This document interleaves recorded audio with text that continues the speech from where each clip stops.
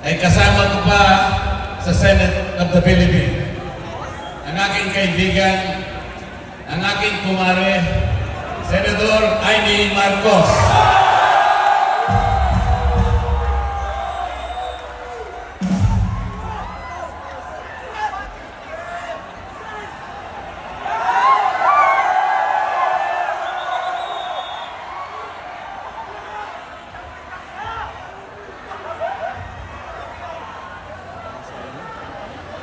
Magandang gabi po sa inyong lahat, mga mahal na kapatid.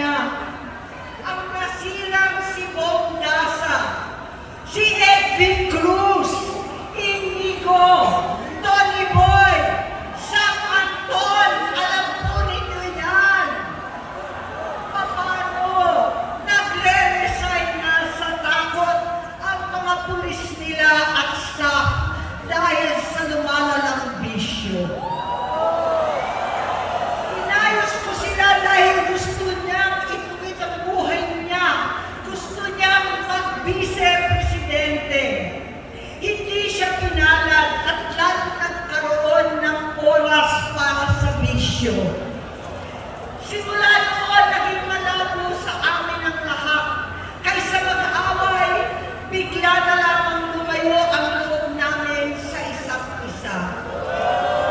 Noong 2016, kasabay ng kampanya ni dating Pangulong Duterte laban sa droga, lumabas ang pangalan ni Bongbong sa listahan.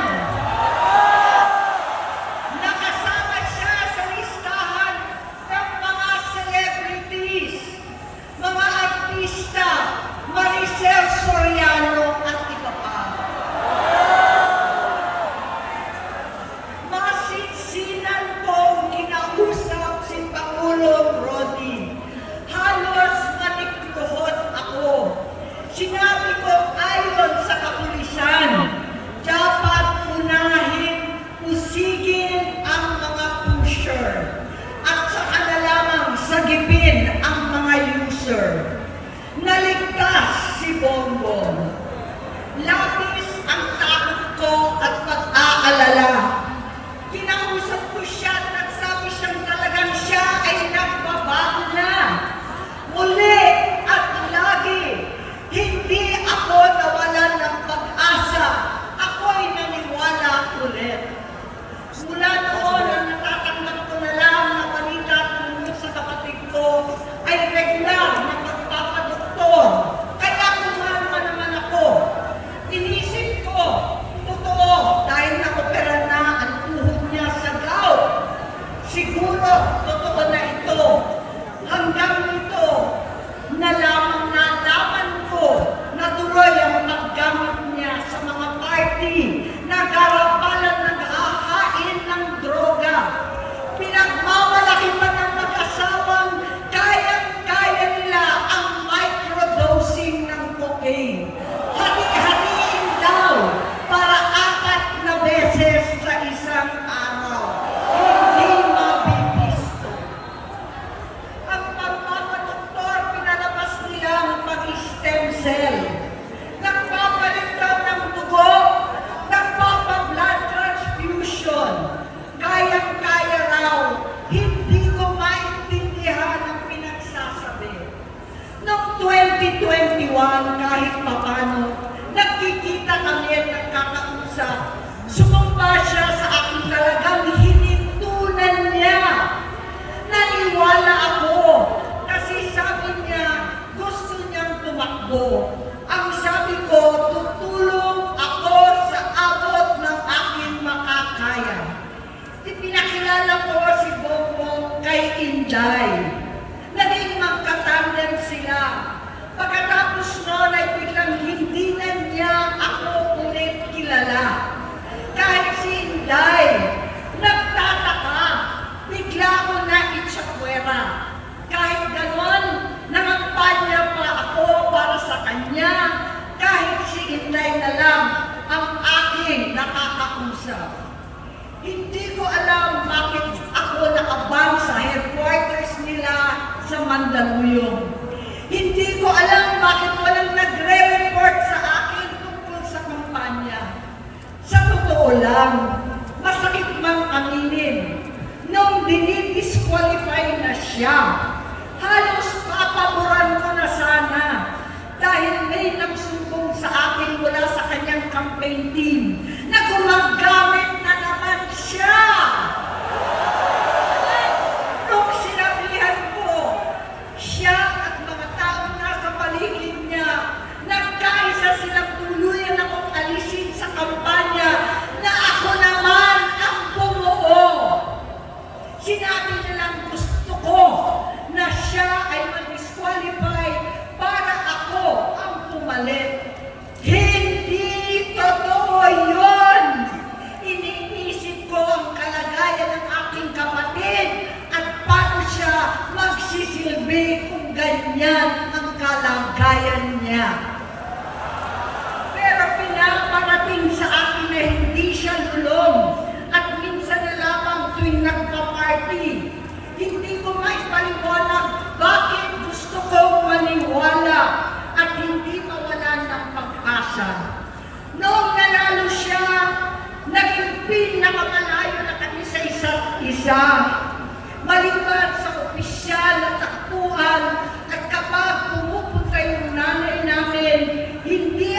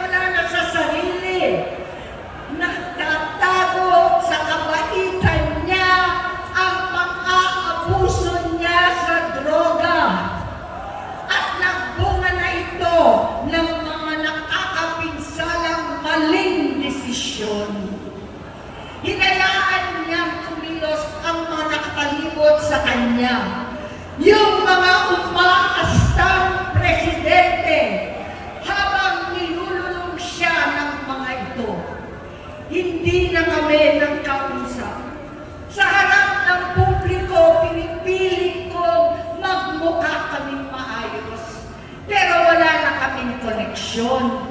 Hindi ko hinihiling na maunawaan ninyo ako, lahat kayo.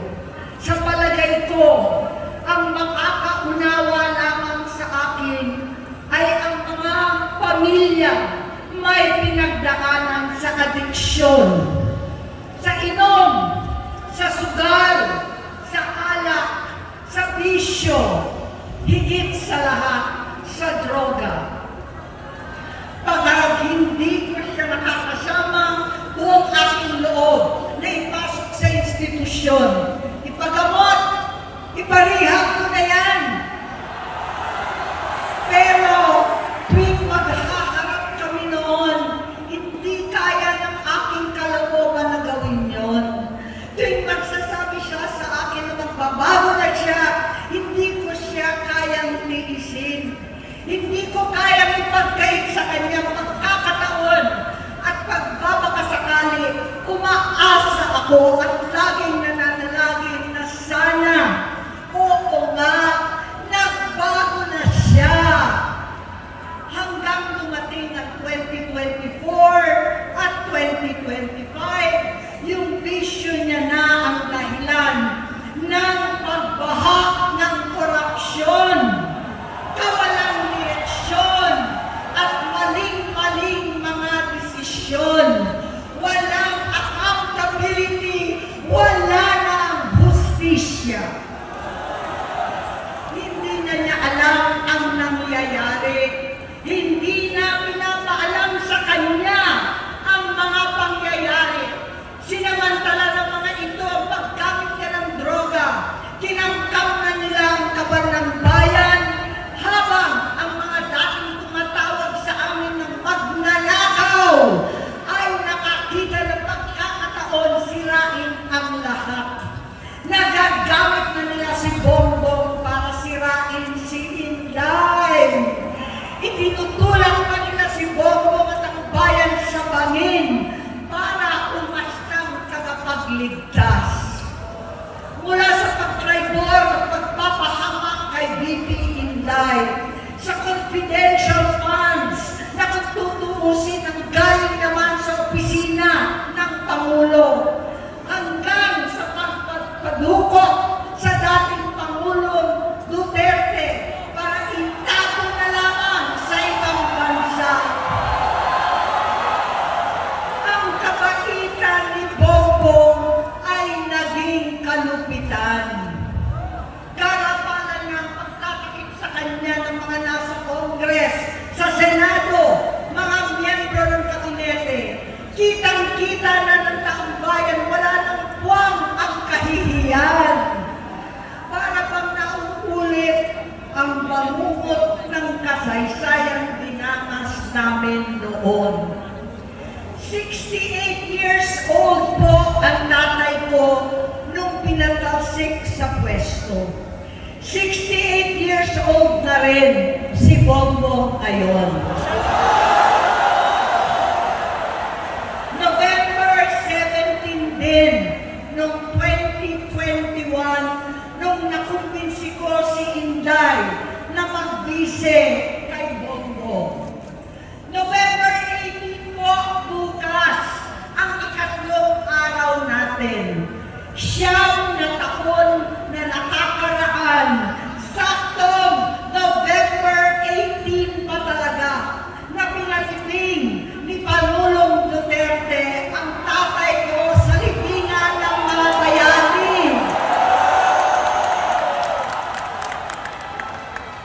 Halo-halo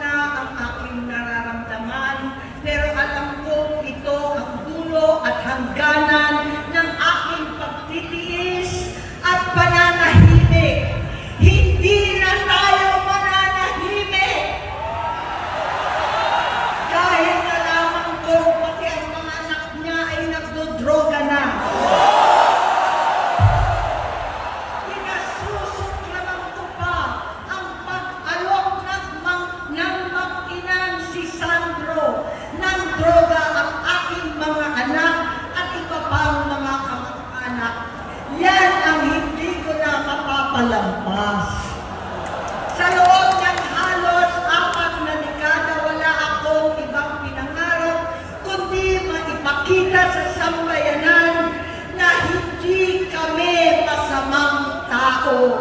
Hindi masama ang pamilya Marcos. Gusto kong ibangon ang dangal ng aking ama. Sa pamamagitan ng nagpagtatrabaho para sa bayan, sinikap kong maging mabuting gobernador, kinakawan, senador. Hindi ako halos nagpapahinga para makapag-iwan sana ng legasiya na kapag sinabing Marcos, nabawi na namin ang tingin sa nakaraan. Ngunit sa kagustuhan kong maging responsableng anak, matupad ang pangako ko sa aking ama, nabigo akong maging mabuting kapatid. Naging mahina ako kay Bongbong. Sa kapulisan at sundalo sa lahat ng mga leader at tagapagpatupad ng batas, siya ang Pangulo natin ngayon. Sinabi ko kung anong kalagayan niya ngayon. Tulungan niyo akong mapabuti ang kanyang kalagayan. Tulungan niyo akong matulungan siya. Hindi niya ako kalaban. Ang kalaban niya ay ang sarili niya. At nadadamay ang bansa sa laban na yan. Bilang senador at lingkod bayan, batid ko ang mga problema at gaya ng bayan, alam ko rin ano ang solusyon. Sa pagkakawatak-watak, patuloy na pamumulitika, pagnanasa sa kapangyarihan ng mga talunan naman, kaguluhan sa Mindanao, alanganing giyera sa China at Estados Unidos, kawalang pananagutan sa flood control scam, karapalan kahiman, panggigipit sa hindi kaalyado, pagkakanulo sa kapwa Pilipino, pagsakit sa dating Pangulong matandang may sakit upang ihagis lamang sa bansang dayuhan, pagsadsad ng piso, paglaganap ng gutom, paghihingalo ng ekonomiya, at pagsasawalang bahala sa taong bayan. Ang delubyo at kalamidad na nagdudulot ng parusa, ang korupsyon na nauwi sa kawalan ng tiwala at hustisya sa Pilipinas, sa kanyang pamahalaan, lahat ng yan ay masusolusyonan kung ikaw, aking kapatid, magsaayos ng iyong sariling kalusugan. Kapag humupa ang ingay sa politika, kapag umuwi na kami sa aming pamilya, hindi bilang senador, kundi bilang ate, bilang si Manang Aimee ni Bonget, kaya ito sasabihin sa harap ng taong bayan, sa harap ninyong lahat, at sa harap ni Bongbong. Bonget, magtatatlong taon na tayong hindi nakakausap. 3 taon ko nang sinusubukan muli na ako'y pakinggan. Siguro ngayon ay makakarating ng buo ang gusto kong sabihin. Walang mababawasan, hindi madadagdagan. Bongbong, nag-aalala sa iyo si Manang. Tuwing nakikita kita sa TV, gusto kitang puntahan. Napakalaki ng pinagbago mo. Itsura, pagsasalita, takbo ng pag-isip. Minsan, napapatanong ako sa sarili ko, ikaw pa ba yan? Si Bongbong ba talaga yung nakikita ko? Pero ako, aling ko, ako pa rin ito. Ako pa rin ang ate mo na tumayong ama't ina sa inyo sa ibang bansa. Ang kasama no sa sumubok na saranglahin lahat ng sakit para sa iyo. Ang kapatid mo na hindi mo kailangan hingan ng tawad dahil agad ka nang iniintindi at tatanggap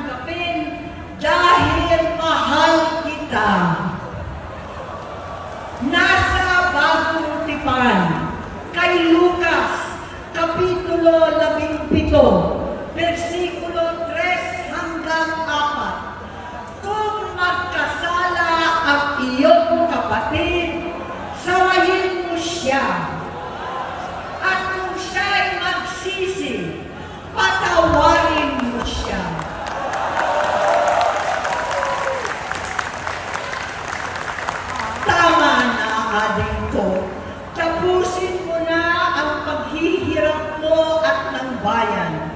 Gaya nung umalis tayo sa palasyo, kaya mo pa rin hawakan ang iyong kamay, huwag kang matakot. Malaki na ang dulot sa iyo ng droga. Sinisisi ko ang sarili ko dahil hindi ako nakinig sa mga sumbong. Hindi ako nakialam. Hindi ako maniwala. Pero hindi pa huli ang lahat. Tama na, ading ko. Magpahinga na tayo. Umuwi na tayo. Magpagamot, magpagaling at nangangako ako. Hindi ako malilingan, hindi ako magkukulang. Lahat ng kasama mo ngayon, hindi natin kasama sa pinakamadilim na bahagi ng buhay natin. Kasama mo sila ngayon dahil nasa taas ka pa. Ako at ang ating mga tunay na kapatid dito sa Luneta ang kasama mo kahit magdilim ulit ang lahat. Talikuran mo ang iniisip at itinupulong lang ang misyon. Unahin na natin ang kalusugan mo dahil sa adiksyon nabigyan mo ng malubhang karamdaman ang buong bansang Pilipino. Matatanda na tayo. Sakitan na si Mami. Alagaan na lang natin ang isa't isa. Kaliwat kanan man ang pagbuhusga sa akin. Malinaw sa aking puso na dapat mauna ang Diyos, ang bayan, pamilya at sarili. Hanggang sa mga oras na ito, Bonget, gusto kong malaman mo na hindi kita sinusukuan. Hindi ko kakayanin kung mapapahamak ka.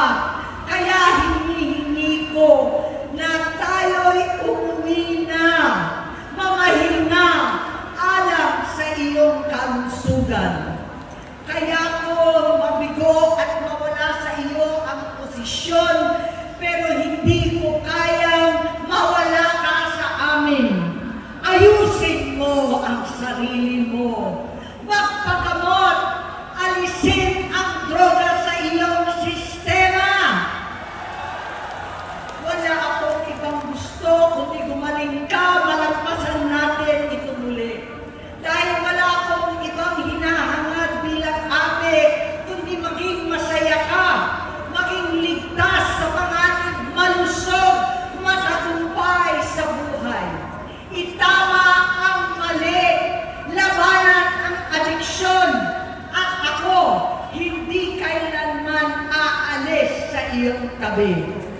Susuporta at hindi titigil manalangin kasama ninyo dito sa Luneta at sa buong mundo.